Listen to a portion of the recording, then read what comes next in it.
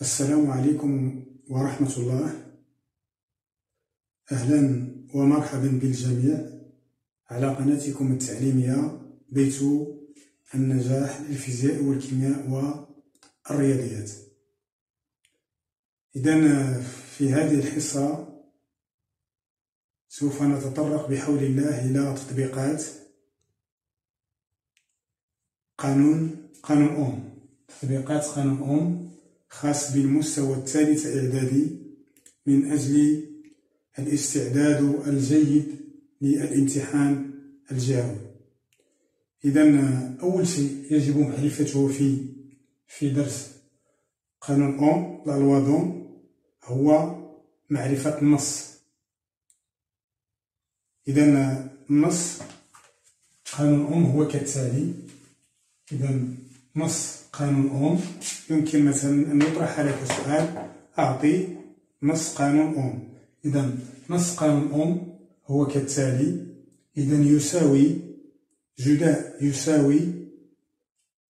يساوي التوتر الكهربائي بين مربطي موصل أومي، يساوي هذا التوتر هو جداء مقاومة هذا الموصل الأومي وشدة التيار التي تعبره.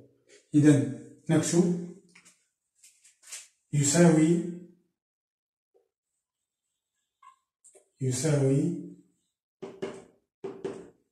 جداء يساوي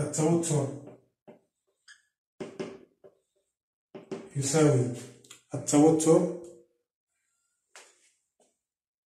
إي مرموز له بإي، يساوي التوتر إي بين مربطي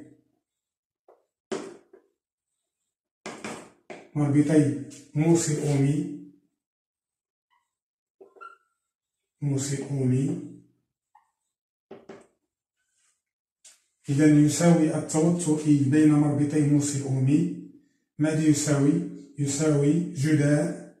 يساوي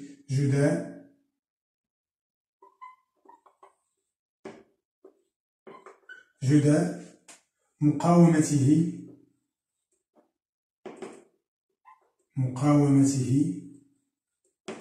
مرموز بها R، وشدة التيار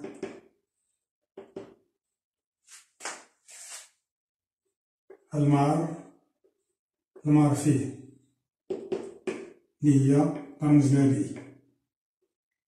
إذا نعيد: يساوي التوتر طبعا الكهربائي بين مربطي موصل أومي يساوي ماذا؟ جداء مقاومته R وشدة التيار المار فيه، ونكتب أو يعبر عنها ونكتب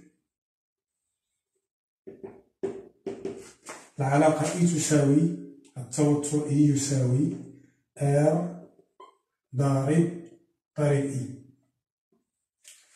بحيث إي يجب أن تكون بالفولت وR يجب أن تكون بالأوم،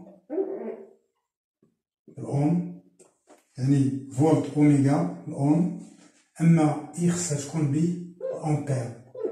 دائما نستعمل الوحدات العالمية. إذن إي تساوي R ضارب إي. إذن هذا هو القانون ديال قانون أوم، نص قانون أوم. إذا نضع في إطار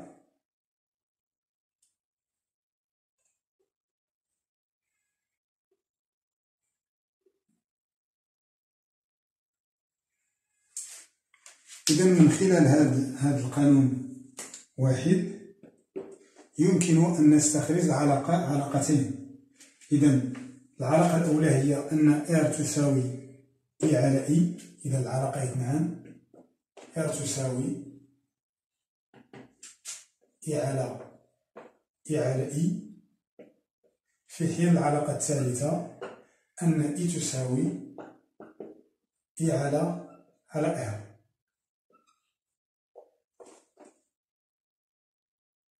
خلاصة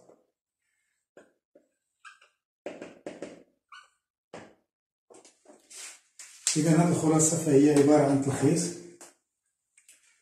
يمكن نستعملو باش نعقلو على هاد العلاقات. يمكن نستعملو مثلث. إذا مثلث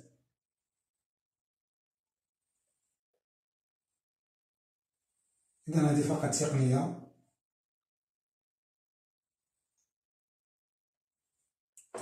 إذا نضع في الأعلى نضع التوتر إي،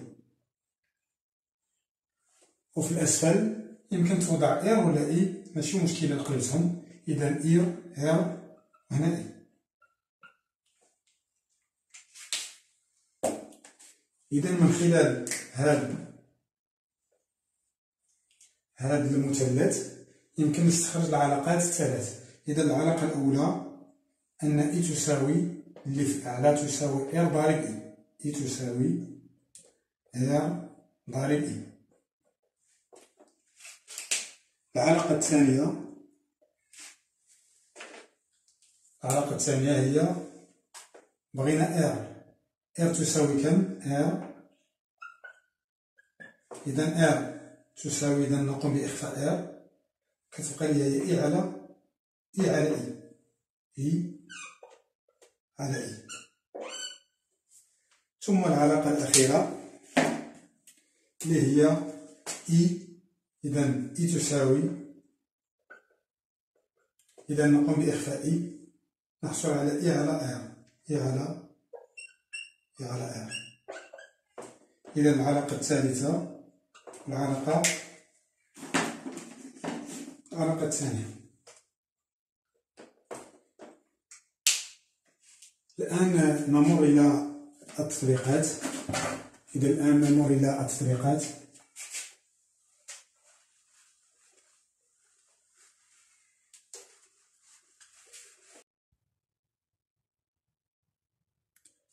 إذا الآن نمر إلى التطبيق.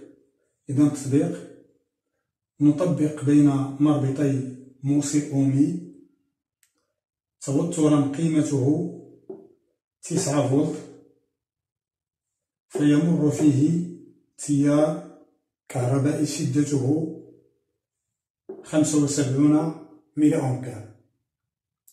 إذا السؤال هو حدد. إذا السؤال هو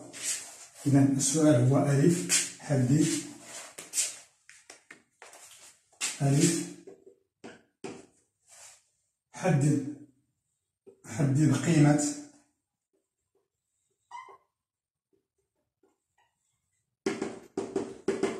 قيمة مقاومة الموصل الأومي.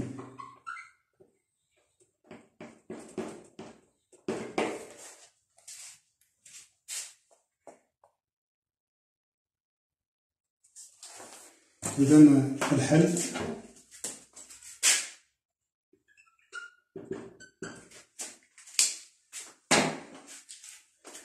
إذا هنا المعطيات عندي التوتر وشدة التيار. المطلوب مني هو تحديد قيمة المقاومة. إذا غادي نجي للثلاث العلاقات. إذا واش غنحدد إي ولا إير ولا إي. إذا العلاقة 1 ولا 2 ولا 3. إذا طلبوا مني إير غنستعمل العلاقة رقم 2 اللي كتساوي التوتر على شدة التيار. لكن خص يرد البال الوحدات، هذه تكون بالأمبير وهنا هذه بالأمبير وهذه بالفولت. إذا لدينا حسب قانون أوم، لدينا حسب قانون أوم. إذا قانون أوم هو التوتر يساوي إير ضارب إي. إذا ماشي مشكل نذكر بها. إذا كنبحث على إير. إذا إير تساوي التوتر مقسم على شدة التيار تساوي تطبيق عددي. التوتر هو 9 فولت. إذا التوتر ما عندناش فيه مشكل لأنه أصلا بالوحدة العالمية اللي هي الفولت، لكن هنا خص يرد لها البال هي 75 ليس أمبير ولكن ميلي أمبير، غنكتبها بالأحمر بالسدادة، ميلي أمبير. هاد الميلي أمبير مخصهاش تكون عندي بالميلي أمبير، ولكن خصها تكون بالأمبير، بالوحدة العالمية. تساوي 9 فولت مقسمة على هادي. إلا بغيت نحولها للأمبير خصني نقسمها على 1000، يعني نرجع بالفاصلة 3 مرات، غتعطينا 0.075 أمبير.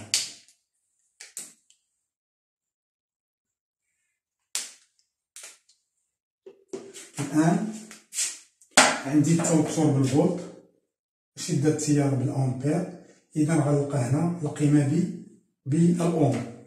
أما باش نقسم 9 على 75 ونخلي الميلي أمبير فهذا خطأ.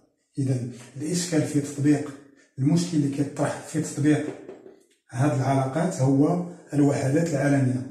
إذا أتونسيون، الوحدات العالمية، التوتر بالفولت، المقاومة بالأوم، وشدة التيار بالأمبير.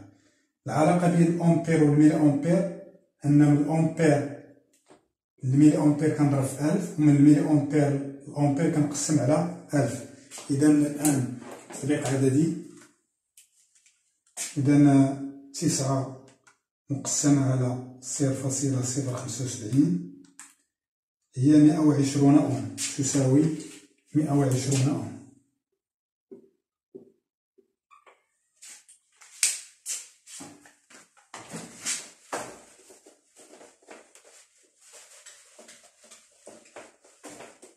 ومنه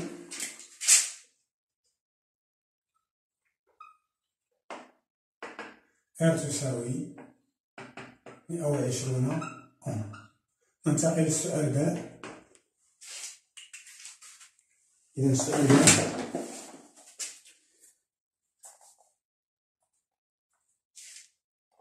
إذا نطبق بين مربطين، نطبق بين مربطي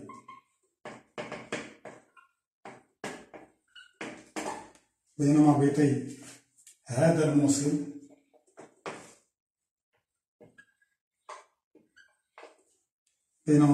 الموصل الأومي توترا قيمته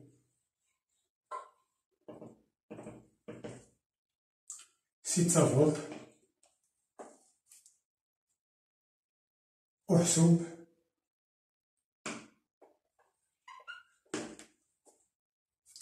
شدة التيار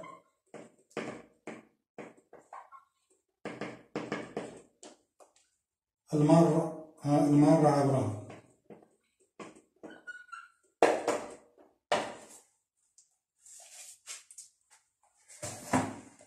إذا الحل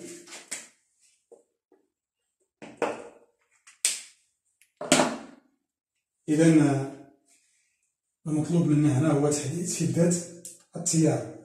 إذا لتحديد شدة التيار نطبق العلاقة. إذا إي تساوي لدينا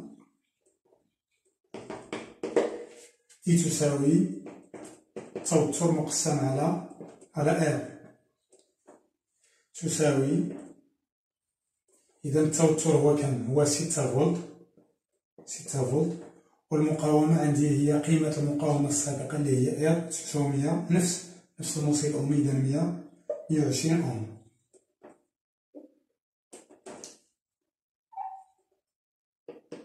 إذا التوتر بالفولت و R بالأوم، إذا ما عندناش مشكل. إذا وبالتالي غادي نلقى القيمة بالأمبير. تطبيق عددي 6 مقسمة على 120 تساوي 0.05.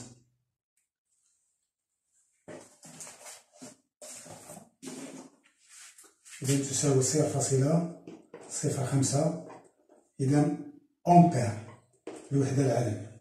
إذا بغينا نحولو هذه للميلي أمبير غنضربو في 1000، وبالتالي نحصل على، يعني نضرب في 1000 نحصل على 50 50 ملي أمبير. إذا كإضافة 1 أمبير، إذا 1 أمبير كيساوي 1000 ملي أمبير، وكذلك 1 ملي أمبير كيساوي 0.001 أمبير.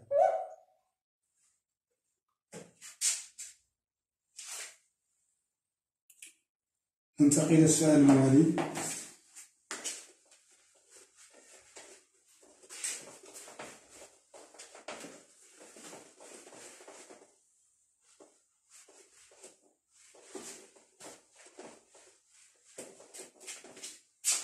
إذا إلا عندي أمبير، 1 أمبير،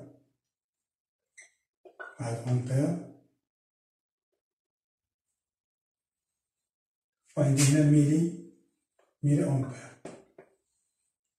إذا لو كنت نمشي من الأمبير للملي أمبير نضرب في 1000، ولو كنت نمشي من الملي أمبير نقسم على 1000.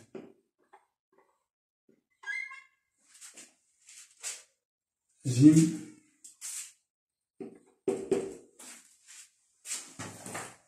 نطبق بين مربطين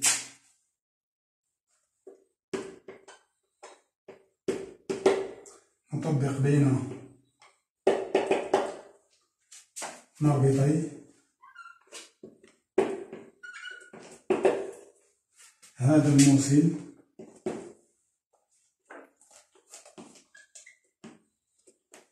الأمي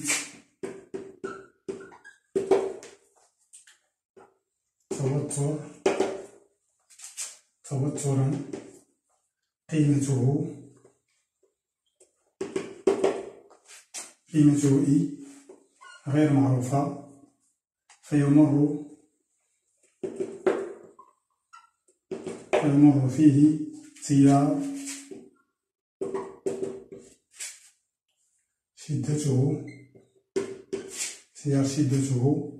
36 ملي أمبير. السؤال هو حدد قيمة التوتر، التوتر إي المطبق بين مربطيه.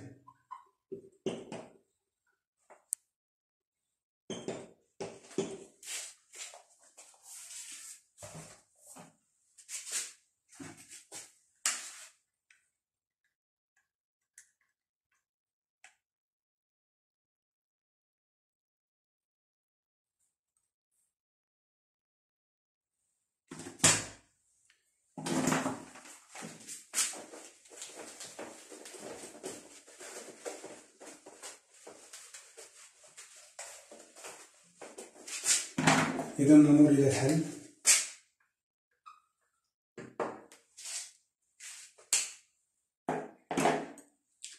إذا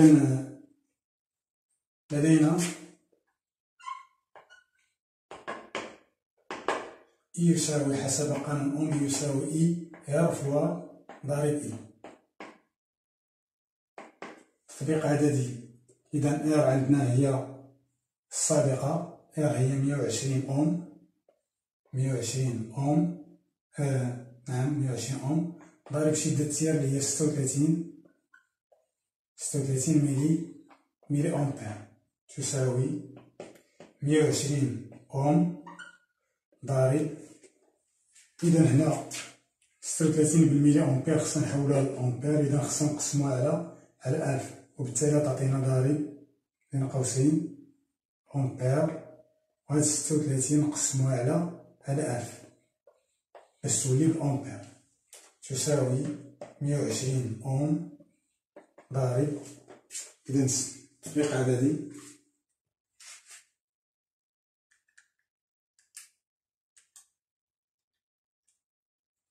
إذا هنا ضارب 0.036 أمبير ضارب 120 تساوي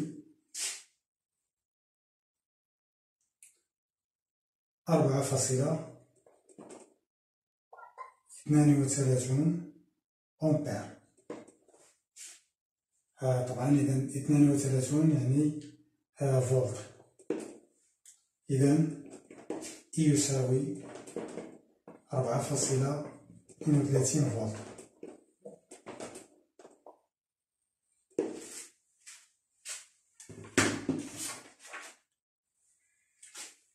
إذا نكتفي بهذا القدر، وسنواصل بقية إن شاء الله تعالى الاستعداد الجيد للامتحان الجهوي في الحلقات القادمة بإذن الله. والسلام عليكم ورحمة الله.